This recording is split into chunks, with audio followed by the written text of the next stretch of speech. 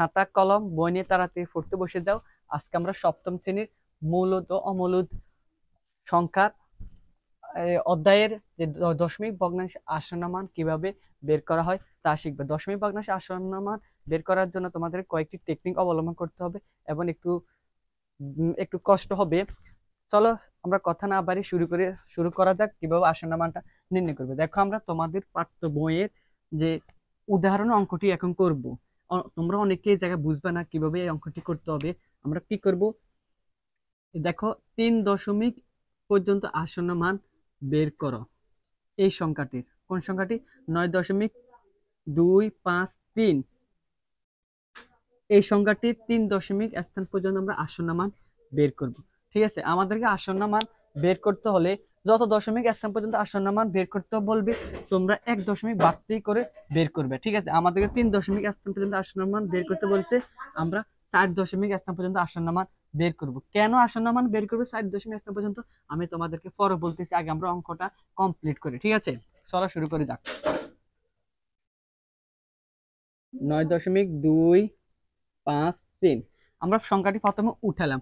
উঠানোর পর আমি আগের ভিডিওতে বললাম যে দশমিক বিন্দু বাম পাশে যে সংখ্যাটি আছে এটা হচ্ছে আমাদের পূর্ণ সংখ্যা, আর দশমিক বিন্দুর ডান পাশে যে সংখ্যাটি আছে এটা হচ্ছে আমাদের দশমিক সংখ্যা।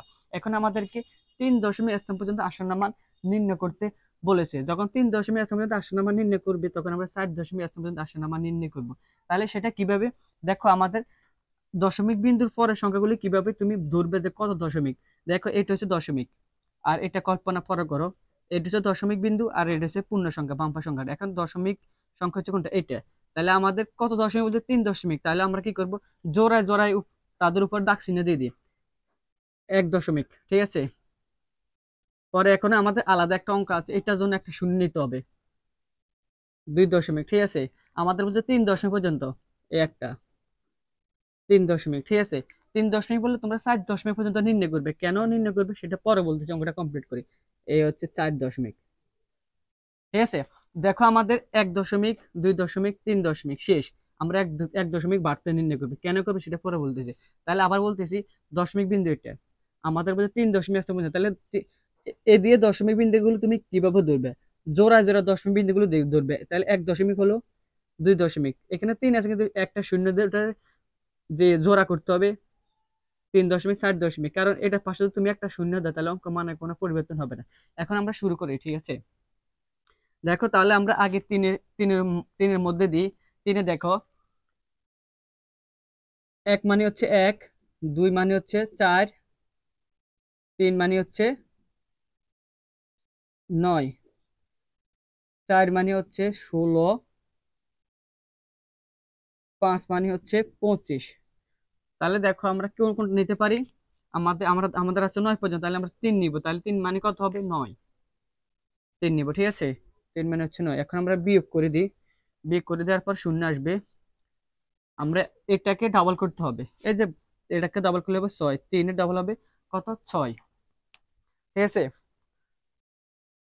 3 এর ডাবল হবে 6। এখন আমাদের কাজ কি হবে,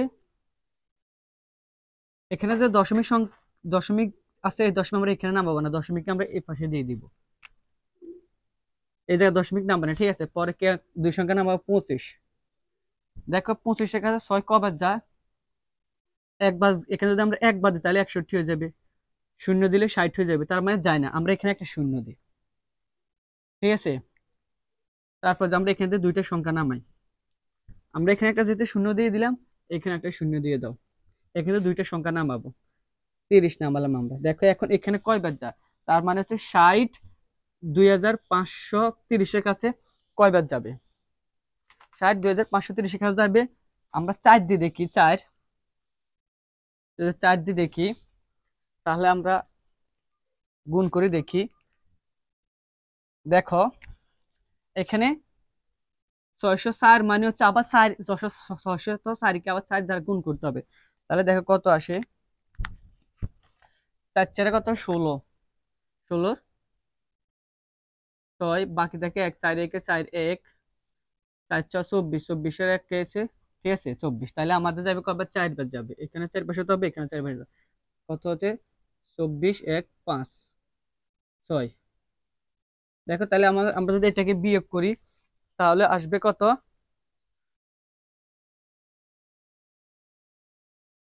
এটাকে বিয়োগ করলে হবে 114 আসবে সর্বমোট। দেখা গেছে? এখন আমাদের কাজ কি হবে? আমাদের কাজ হবে এটা দ্বিগুণ করব। আর এটা দ্বিগুণ করলে কত আসে দেখো। এখানে আমরা দশমিক বাদে 340 হিসাব করি, 340 দ্বিগুণ কত আসে? 304 এর দ্বিগুণ আসবে 608। কত আসবে? 608।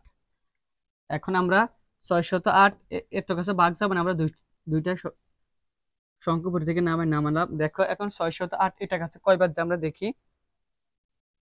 608 এটার কাছে যাবে কয়বার? কত হবে? একক দশক শতক হাজার অযুত 11,400 কাছে কয়বার যা?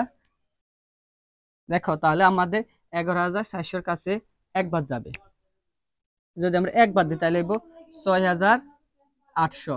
তাহলে আমাদের একবার যাবে, জায়গা একবার দিলাম। এখন আমরা 6,800 এখানে লিখি দাও আবার।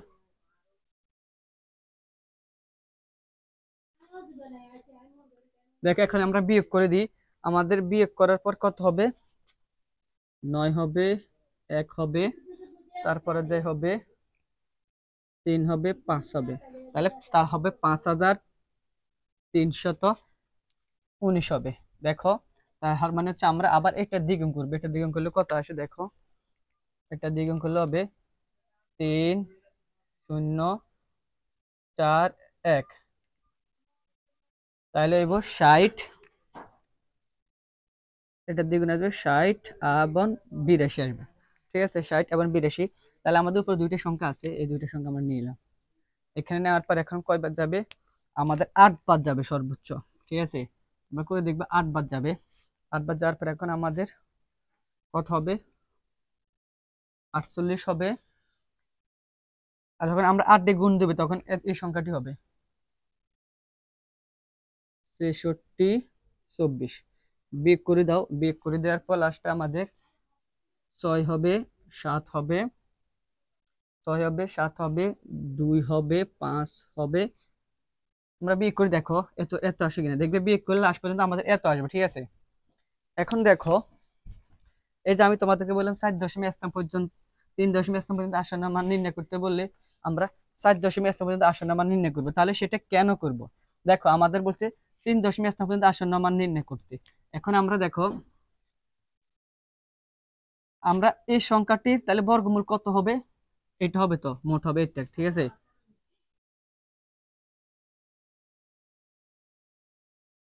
তার মানে হচ্ছে আমরা এই সংখ্যাটির বর্গমূল যখন এটা পেলাম, আমাদেরকে বলছে 3.স্থান পর্যন্ত আসন্ন মান নির্ণয় করতে। এখন আমরা 4.স্থান পর্যন্ত আসন্ন মান নির্ণয় করলাম। কারণ 4.স্থান পর্যন্ত তোমাদেরকে আসন্ন মান নির্ণয় করতে হবে এই কারণে যে যে আমাদের 3 দশমিক পর্যন্ত হয়েছে 1 দশমিক, 2 দশমিক, 3 দশমিক। দেখো তাহলে আমাদের মান হওয়ার কথা ছিল এত, 1, 2, 3, 3 দশমিক হয়ে গেল। কিন্তু আমরা 1 দশমিক বাড়তি হয়েছি এই কারণে যে দশমিক, যত দশমিক স্থান পর্যন্ত মান নির্ণয় করতে বলবে তারপরের সংখ্যাটি যদি 5 থেকে 5 হয়, 6 হয়, 7 হয়, 8 হয় এবং 9 হয়, তাহলে যত দশমিক স্থান পর্যন্ত আসন্ন মান নির্ণয় করতে বলেছে তার সাথে এক যোগ হবে।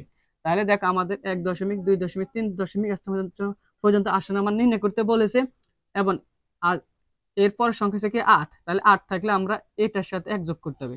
তাহলে আমাদের এখানে এক হবে কত? 2। বোঝা গেল? তাহলে দেখো তোমরা একবার দেখি না, অবশ্যই তোমরা বুঝতে পারবে। এবং এখন যদি তোমাদেরকে বলে যে যে 7, শুধু 7 সংখ্যাটি আছে, এই সংখ্যাটি 2.স্থান পর্যন্ত আসন্ন মান নির্ণয় করো। এখন শুধু 7 আছে, বলছে এই 7 সংখ্যাটি 2.স্থান পর্যন্ত আসন্ন মান নির্ণয় করো।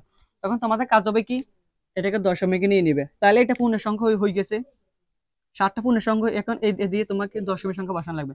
তাহলে বলছে 2 দশমিক পর্যন্ত আসন্ন মান নির্ণয় করা। তোমাদের এখানে কোনো সংখ্যা নেই, তাহলে তোমাদের কাজ হচ্ছে কি 3.স্থান পর্যন্ত আসন্ন মান নির্ণয় করবে। তাহলে 1 দশমিক ও জোড়া জোড়া নিতে হবে, 2 দশমিক, 3 দশমিক। ঠিক আছে, আর যদি বলে 1 দশমিক পর্যন্ত আসন্ন মান নির্ণয় করো, তাহলে 2 দশমিক পর্যন্ত আসন্ন মান নির্ণয় করতে হবে। তুমি যদি যত দশমিক পর্যন্ত আসন্ন মান নির্ণয় করতে বলে তত দশমিক পর্যন্ত আসন্ন মান নির্ণয় করো, তাহলে কিন্তু অঙ্ক হবে না। 1 দশমিক আসন্ন মান বাড়তি করতে হবে। দুই দশমিক বললে 3 দশমিক করতে হবে, কি জন্য? লাস্টে এটার জন্য। ঠিক আছে, এই সংখ্যাটির জন্য তোমাকে অবশ্যই আসন্ন মান